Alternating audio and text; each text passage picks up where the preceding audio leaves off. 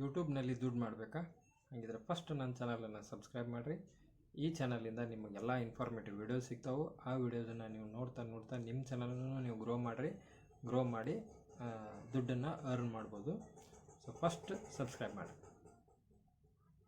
So ಇವತ್ತಿನ video ಒಳಗಡೆ ನಾನು ನಿಮಗೆ ಹೇಳ್ಕೊಡೋದೇನಂತಂದರೆ, ಯೂಟ್ಯೂಬ್ನಲ್ಲಿ ನೀವು ದುಡ್ಡು ಮಾಡಬೇಕಂತಂದರೆ ಫಸ್ಟ್ ಸ್ಟೆಪ್ಸ್ ನಿಮ್ಗೆ ಏನು ಗೊತ್ತಿರಬೇಕು ಅನ್ನೋದ್ರ ಬಗ್ಗೆ ನಾನು ಮಾಹಿತಿ ಹೇಳ್ತೇನೆ. ಇದನ್ನು ಪೂರ ವಿಡಿಯೋ ಕಂಪ್ಲೀಟಾಗಿ ನೋಡಿರಿ, ಅಂದಾಗೆ ನಿಮಗಿಂದು ಸರಿಯಾದ ಇನ್ಫಾರ್ಮೇಷನ್ ಸಿಗುತ್ತೆ.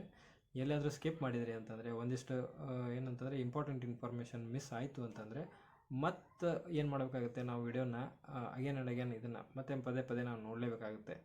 ಸೊ ಅದಕ್ಕಾಗಿ ಪೂರ್ಣ ವಿಡಿಯೋನ ನೋಡಿ ಆಮೇಲೆ ನಿಮ್ದು ಏನಾದರೂ ಕಮೆಂಟ್ ಇದ್ದರೆ ಕಮೆಂಟು ಕೂಡ ನೀವು ಮಾಡಿರಿ.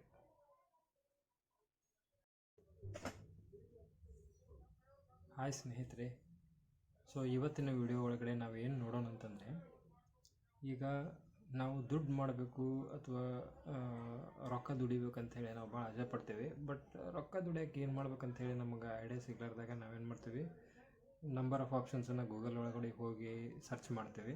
ಆಮೇಲೆ ಅಲ್ಲೆಲ್ಲ ಏನಾಗುತ್ತೆ ಅಂತಂದರೆ ಇನ್ವೆಸ್ಟ್ಮೆಂಟ್ ಇರುತ್ತೆ. ಆಮೇಲೆ ಇನ್ವೆಸ್ಟ್ಮೆಂಟ್ ಅಂದರೆ ಬಂಡವಾಳ ಹಾಕಬೇಕು. ಅದಕ್ಕಾಗಿ ಈಗ ಮಿನಿಮಮ್ ಒಂದು 10,000ದಿಂದ ಅಂತಲೇ ಹಿಡೀರಿ, ಅಲ್ಲಿ ಬಂಡವಾಳ ಅಂತ ಇರುತ್ತೆ. ಆ ಬಂಡವಾಳ ಹಾಕಿ ನಾವು ದುಡ್ಡು ಮಾಡಬೇಕು ಅಂಥೇಳಿ ಒಂದು ಇನ್ಫ್ರಾಸ್ಟ್ರಕ್ಚರು, ಆಮೇಲೆ ಬೇಕಾದಂಥ ಇಕ್ವಿಪ್ಮೆಂಟ್ಸು, ಆಮೇಲೆ ಅಲ್ಲಿ ಮಟೀರಿಯಲ್ಸ್ ಏನೇನು ಬೇಕಾಗುತ್ತೆ, ಒಂದು ಸೆಟಪ್ಪನ್ನು ಕ್ರಿಯೇಟ್ ಮಾಡಬೇಕು ಅಂತಂದರೆ ಅಲ್ಲಿ ನಮ್ಮದು little bit of the work ಇರುತ್ತೆ. ಸೊ ಹಾಗಾಗಿ ನಮಗೆ ಒಂದು ಪ್ಯಾಸಿವ್ ಇನ್ಕಮನ್ನು ಕ್ರಿಯೇಟ್ ಮಾಡಬೇಕು. ಆಮೇಲೆ ಅದು ಒನ್ ಟೈಮ್ ವರ್ಕ್ ಆಗಿದ್ದು ಲೈಫ್ ಟೈಮ್ ಇನ್ಕಮ್ ಬರುವಂಥ ಚಾನ್ಸಸ್ ಏನಾದರೂ ಐತೆ ಅಂಥೇಳಿ ನೀವು ನೋಡೋದಾತಂದರೆ ಎಸ್, ಒಂದು ಆಪ್ಷನ್ ಇದೆ. ಅದೇ ಏನಂತಂದರೆ ಯೂಟ್ಯೂಬ್ ಚಾನಲ್.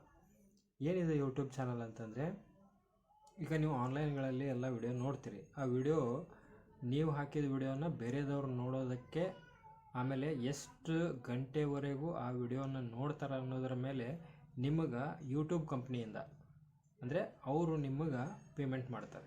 ಅದು ಏನು, ನಾವು ಇಂಡಿಯಾದವ್ರು ಇರೋದ್ರಿಂದ ಇಂಡಿಯನ್ ಕರೆನ್ಸಿ ರುಪೀಸ್ ಏನಿರುತ್ತಲ್ಲ, ಆ ರುಪೀಸ್ ಒಂದು ಫಾರ್ಮ್ಯಾಟ್ನಲ್ಲೇ ಏನು ಮಾಡ್ತಾರೆ, ಅವರು ನಮಗೆ ಪೇಮೆಂಟ್ ಮಾಡ್ತಾರೆ. ಅದು ಬ್ಯಾಂಕ್ ಅಕೌಂಟ್ಗೆ ಡೈರೆಕ್ಟಾಗಿ ಬಂದು ಜಮಾ ಆಗುತ್ತೆ. ಸೊ ಈ ಪ್ರೊಸೆಸ್ಸನ್ನು ನಾವು ಮಾಡೋಕ್ಕೆ ಕಲಿಬೇಕು. ಆಮೇಲೆ ಇದರೊಳಗಡೆ ಇನ್ವೆಸ್ಟ್ಮೆಂಟ್ ಇಲ್ವಾ, ಆಮೇಲೆ ಇರೋದಿಲ್ಲನೋ ಅಂಥೇಳಿ ನಿಮ್ಮದೊಂದು ಕ್ವಶನ್ ಆಗಿರ್ತೈತಿ. ಕರೆಕ್ಟ್, ಇದರೊಳಗಡೆ ಜೀರೋ ಇನ್ವೆಸ್ಟ್ಮೆಂಟ್ ಅಂತ ಹೇಳ್ಬೋದು. ಸೊ ಈಗಿನ ಕಾಲದೊಳಗಡೆ ನಿಮ್ಮ ಕಡೆನೂ ಒಂದು ಸ್ಮಾರ್ಟ್ಫೋನ್ ಇದೆ, ಯಾಕಂದರೆ ನೀವು ಕೂಡ ಈ ವಿಡಿಯೋ ನೋಡ್ತಾ ಇದ್ದೀರಿ ಅಂತಂದರೆ ಒಂದು ಸ್ಮಾರ್ಟ್ಫೋನ್ ಇದೆ ಅಂತಾಯಿತು. ಆಮೇಲೆ ಈಗ ನಾನು ಕೂಡ ರೆಕಾರ್ಡ್ ಮಾಡ್ತಾ ಇದ್ದೀನಿ ಅಂತಂದರೆ ನನ್ನ ಕಡೆನೂ ಒಂದು ಸ್ಮಾರ್ಟ್ಫೋನ್ ಇದೆ. ಅಂದರೆ ನಾವು ಏನೂ ಇನ್ವೆಸ್ಟ್ಮೆಂಟ್ ಮಾಡಲಾರ್ದು ಆಲ್ರೆಡಿ ನಮ್ಮ ಕಡೆ ಒಂದು ಫೋನ್ ಐತಿ. ಆ ಫೋನಿಂದ ನಾವೇನು ಮಾಡಬೇಕು, ರೆಕಾರ್ಡಿಂಗನ್ನು ಸ್ಟಾರ್ಟ್ ಮಾಡಬೇಕು. ಇಲ್ಲಿ ನಮ್ದು ಏನಾಯಿತು, ಇನ್ವೆಸ್ಟ್ಮೆಂಟ್ ಕಾಸ್ಟ್ ಸೇವ್ ಆಯಿತು. ಅಂದರೆ ಇಲ್ಲಿ ಒಂಥರ ಜೀರೋ ಬಿಸ್ನೆಸ್ ಅಂತಲೇ ಕರಿಬೋದು ಇದನ್ನು.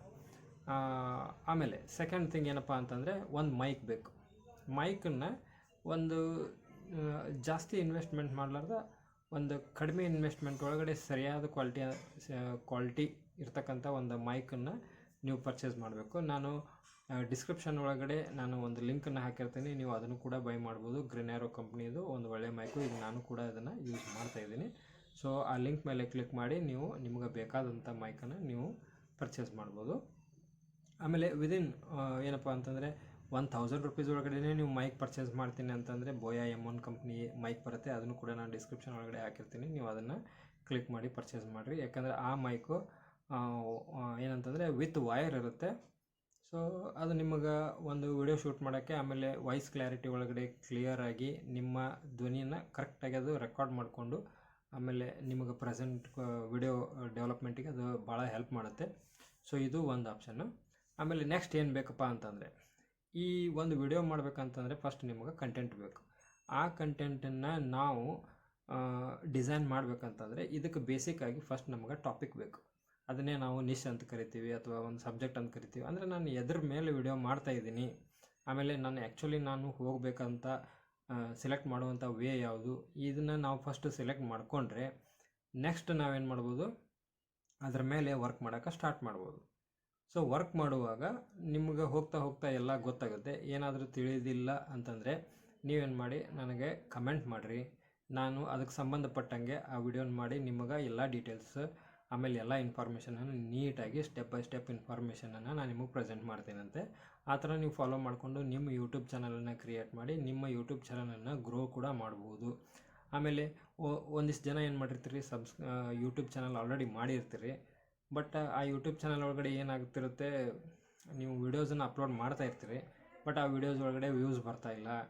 ಆಮೇಲೆ ಟ್ಯಾಗ್ಸ್ ಯಾವ ಥರ ಹಾಕೋದು, ಆಮೇಲೆ ಈ ಥರ ಏನೋ ಹಲವಾರು ಕ್ವಶನ್ಸ್ಗಳಿರ್ತವೆ. ಆ ಕ್ವಶನ್ಸನ್ನು ಕೂಡ ನೀವು ಏನು ಮಾಡಿರಿ, ನನಗೆ ಮೆಸೇಜ್ ಮಾಡಿರಿ. ಅದಕ್ಕೆ ಸಂಬಂಧಪಟ್ಟಂಗೆ ನಾನು ಅದಕ್ಕೆ ಸರಿಯಾದ ರೆಸ್ಪಾನ್ಸನ್ನು ಮಾಡಿ ನಿಮಗೆ ಗೈಡ್ ಮಾಡ್ತೀನಂತೆ.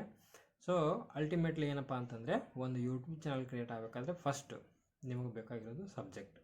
ಆ ಸಬ್ಜೆಕ್ಟ್ ಒಳಗಡೆ ನೀವು ಯಾವ್ದು ಸೆಲೆಕ್ಟ್ ಮಾಡ್ಕೋಬೋದು ಅಂದರೆ, ಈಗ ಯಾವುದಾದ್ರು ಈ ಸದ್ಯಕ್ಕೆ ನೋಡಿ, ಈಗ ನಿಮ್ಮ ಡೈಲಿ ಲೈಫ್ ಒಳಗಡೆ ಆಗುವಂಥ ಡೈಲಿ ರುಟೀನ್ ವರ್ಕ್ ಏನಿರುತ್ತಲ್ಲ, ಅದನ್ನು ನಾವು ಡೈಲಿ ವ್ಲಾಗ್ಸ್ ಅಂಥೇಳಿ ನಾವು ಕಂಟೆಂಟನ್ನು ಮಾಡ್ತೀನಿ ಅಂಥೇಳಿ ನಾನು ಏನು ಮಾಡ್ಬೋದು, ಅದನ್ನೇ ಅಂಥೇಳಿ ಸೆಲೆಕ್ಟ್ ಮಾಡ್ಕೊಂಡು ಅದರ ಮೇಲೇ ವರ್ಕ್ ಮಾಡ್ತಾ ಹೋದ್ವಿ ಅಂತಂದರೆ, ಯಾಕೆ ಈ ವ್ಲಾಗ್ಸನ್ನು ಒಂದು ಸಪ್ರೇಟಾಗಿ ಒಂದು ಸಬ್ಜೆಕ್ಟ್ ಸೆಲೆಕ್ಟ್ ಮಾಡ್ಕೊಂಡು ಆ ಸಬ್ಜೆಕ್ಟ್ ಒಳಗಡೆ ಹೋಗಬೇಕು ಅಂತಂದರೆ, ಈಗ ನಿಮ್ಮ ಸಬ್ಸ್ಕ್ರೈಬರ್ಸ್ ಅಂದರೆ ನಿಮ್ಮ ವಿಡಿಯೋನ ನೋಡಿ ಲೈಕ್ ಮಾಡಿ ಅದನ್ನು ಫಾಲೋ ಯಾರು ಮಾಡ್ತಿರ್ತಾರೋ ಅವರು ಒಂದು ಸೆಗ್ಮೆಂಟ್ ಇಷ್ಟಪಡ್ತಾ ಇರ್ತಾರೆ. ಅಂದರೆ ಈಗ ಫಾರ್ ಎಕ್ಸಾಂಪಲ್, ಈಗ ಟ್ರಾವೆಲಿಂಗ್ ವಿಡಿಯೋಸ್ ಅಂತ ಹೇಳಿ ನೀವೇನಾದರೂ ಹಾಕ್ತಿದ್ರೆ, ಆ ಟ್ರಾವೆಲಿಂಗ್ ವಿಡಿಯೋಸನ್ನು ಅವರು ನೋಡೋಕೆ ಇಷ್ಟಪಡ್ತಾ ಇರ್ತಾರಂತಲೇ ನಿಮ್ಮ ಚಾನಲನ್ನು ಸಬ್ಸ್ಕ್ರೈಬ್ ಮಾಡಿರ್ತಾರೆ. ಸಪೋಸ್ ನೀವು ಆವಾಗೊಂದು ಚಾನಲ್ ಬೇರೆದು ವಿಡಿಯೋ ಹಾಕಿದ್ರಿ, ಆಮೇಲೆ ಇದೊಂದು ಬೇರೆ ವಿಡಿಯೋ ಹಾಕಿದ್ರಿ, ಈ ಥರ ಬೇರೆ ಬೇರೆ ವಿಡಿಯೋ ಏನಾದರೂ ಹಾಕಿದಾಗ ಏನಾಗುತ್ತೆ, ಅವರಿಗೆ ಇಷ್ಟ ಇಲ್ಲ ಅಂತಾದರೆ ಅನ್ಸಬ್ಸ್ಕ್ರೈಬ್ ಆಗೋ ಚಾನ್ಸಸ್ಸೂ ಇರುತ್ತೆ. ಹಾಗಾಗಿ ಸಬ್ಸ್ಕ್ರೈಬ್ ಕೂಡ ನಿಮ್ಗೆ ಅಷ್ಟೇ ಅವಶ್ಯಕತೆಯೂ ಇರ್ತೈತಿ. ಯಾಕಂತಂದರೆ ಈಗ ಯೂಟ್ಯೂಬು ಅವರು ನಿಮ್ಗೆ ಪೇಮೆಂಟ್ ಕೊಡಬೇಕು ಅಂತಂದರೆ ಅವ್ರದ್ದು ಒಂದಿಷ್ಟು ಲಿಮಿಟೇಷನ್ಸು, ಕಂಡೀಷನ್ಸು ಇರುತ್ತೆ. ಆ ಕಂಡೀಷನ್ಸ್ ಏನಪ್ಪ ಅಂತಂದರೆ 4000 ವಾಚ್ ಅವರ್ಸ್ ಕಂಪ್ಲೀಟ್ ಆಗಿರಬೇಕು.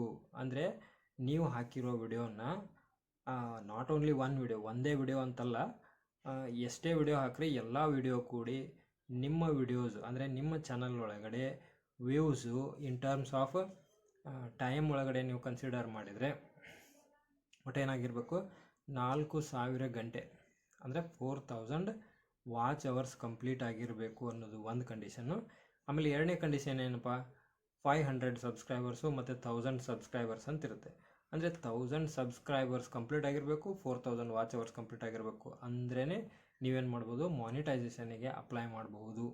ಮಾನಿಟೈಸೇಷನ್ ಅಂತಂದರೆ ಏನು ಅಂತಂದರೆ, ಈಗ ಯೂಟ್ಯೂಬ್ನವರು ಹೇಳಿರೋ ಕಂಡೀಷನನ್ನು ನಾನು ಆ ಎಲಿಜಿಬಿಲಿಟಿ ಕ್ರೈಟೀರಿಯಾನ ಆಲ್ರೆಡಿ ಪಾಸ್ ಮಾಡಿದ್ದೀನಿ. ಆ ಪಾಸ್ ಮಾಡಿದ್ದಕ್ಕಾಗಿ ಈಗ ನಾನು ಎಲಿಜಿಬಲ್ ಅದೀನಿ ಅಂತೇಳಿ ನೀವು ಅವರಿಗೆ ಮಾನಿಟೈಸೇಷನಿಗೆ ಅಪ್ಲೈ ಮಾಡೋದಿರುತ್ತೆ. ಅಪ್ಲೈ ಮಾಡಿದ ಮೇಲೆ ಅವರು ಅದನ್ನು ಅಕ್ಸೆಪ್ಟ್ ಮಾಡಿ ಓಕೆ ಮಾಡಿದಾಗನೇ ನಿಮ್ಮ ಚಾನಲ್ಗೆ ಆ್ಯಡ್ಸ್ ಏನು ಬರ್ತಿರ್ತಾವಲ್ಲ, ಅಡ್ವರ್ಟೈಸ್ಮೆಂಟ್ಸು, ಆ ಅಡ್ವರ್ಟೈಸ್ಮೆಂಟ್ಸ್ ಮೇಲೆ ನಿಮಗೆ ಕ್ಲಿಕ್ ಪರ್ ಬೇಸಿಸ್ ಮೇಲೆ, ಆಮೇಲೆ ಎಷ್ಟು ವ್ಯೂಸ್ ಆಗ್ತಾವೆ ಅನ್ನೋದ್ರ ಮೇಲೆ ಯೂಟ್ಯೂಬ್ ಕಂಪ್ನಿಯವರು ಕ್ಯಾಲ್ಕುಲೇಟ್ ಮಾಡಿ ನಿಮಗೆ in terms of dollar payment ಮಾಡ್ತಾರೆ. ಬಟ್ ಅದು ನಮ್ಮ ಇಂಡಿಯನ್ ಕರೆನ್ಸಿ ಒಳಗಡೆ ರುಪೀಸ್ ಆಗಿ ಕನ್ವರ್ಟ್ ಆಗಿ ನಮಗೆ ಅದು ಎಷ್ಟು ಅಮೌಂಟ್